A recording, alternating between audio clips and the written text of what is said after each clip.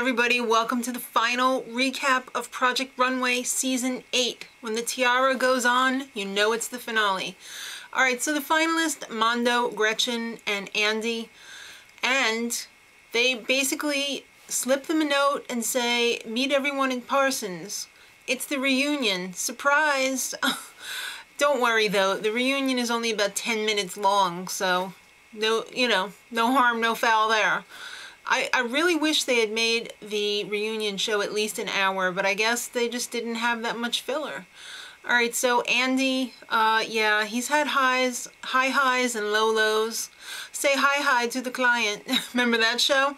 Alright, so how could we ever forget the infamous, do you think Jackie O would really have a camel toe? And Jason was there without his bowler hat. Ugh, how could he survive? Jason, we hardly knew ye. Gretchen, she's not a bitch. She's just opinionated. Okay, if you buy that. She started out strong, and then she pretty much fell apart towards the end.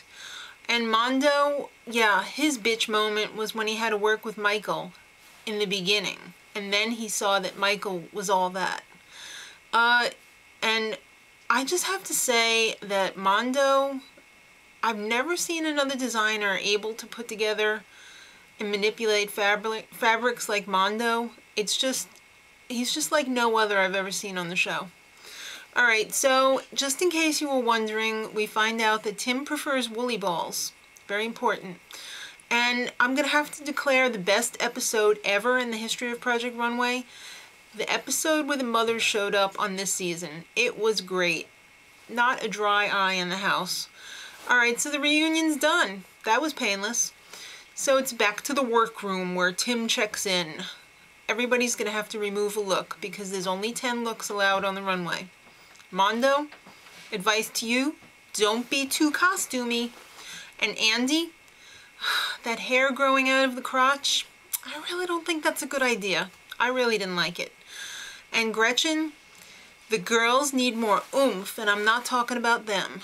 Alright, so hair, makeup, and the muse come in for their fitting. Mondo was having some real problems day before the show. 3 girls didn't show up.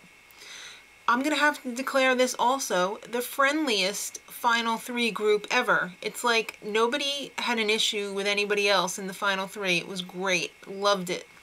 So day of, Mondo's having lineup troubles. The order is not the order that he selected, and he's starting to freak out. Major freak out control. Tim to the rescue. I wish they had sewn Tim a cape so that he could have been in the show, because Tim is like everyone's little fashion designer guardian angel. He's fantastic. Andy was sewing up until the end, and the pants that he was planning on putting in, they had to get cut. Jessica Simpson's the guest judge because everyone knows she's a fashion icon. And Gretchen, she started off the series of fashion shows. First of all, what are you wearing? You're not a dirty ballerina. Running through thunder is what inspired her.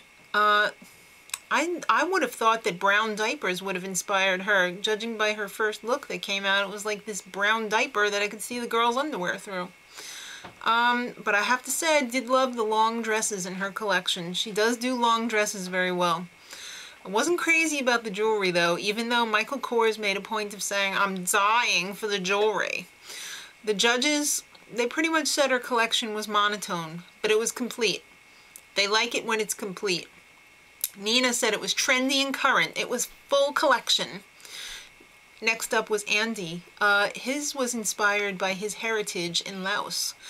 I loved all of the pants in his collection. There was just too many of them. It seemed like every other outfit was a pair of pants or shorts. And everything was shiny. But I did like the headpieces. I thought that those were pretty ethereal. Loved them. The judges, however, didn't love them as much as I did. And they thought that there wasn't enough diversity. Jessica loved his outfit. I'm going to have to say I did too, and it was a shame that the pants that he was wearing were not in the show.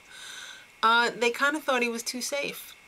So rounding out the top 3 was Mondo, and he was inspired by his heritage from Mexico. I thought the prints in his collection were fantastic. I especially liked the t-shirt with the skull on it. That was so hip. I would buy that in 2 seconds. And I loved his long dress, the one that Michael Kors was like, well, you get that out of the show, I don't like it. The gray miniskirt, however, that Michael did like, I didn't like so much because it kind of looked like she had a baby bump pooch. It was painted leather. So the judge's word on him, he needs more sophistication, too young. Even though it was cohesive and it had variety, can he really make that work in the real world? They totally attacked Heidi, and this was really weird, about how much she loved that long dress.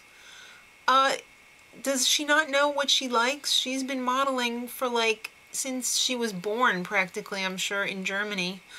Get over it, kids. You're just critics.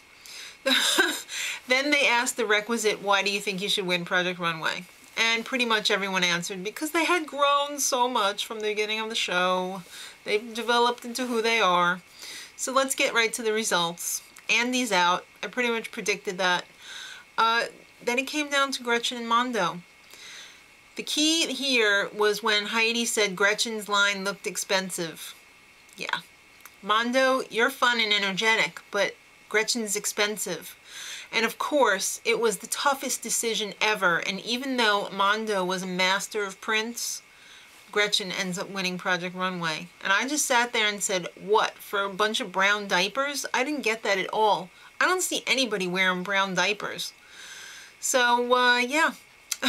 I'm pretty much a little disappointed that Gretchen won, but congratulations, Gretchen. If the judges said you deserve to win, then you're obviously the winner. So until next season of Project Runway, I gotta say thanks for watching. I hope you had as much fun as I did with the show, and we'll see you next time. Till then, much love.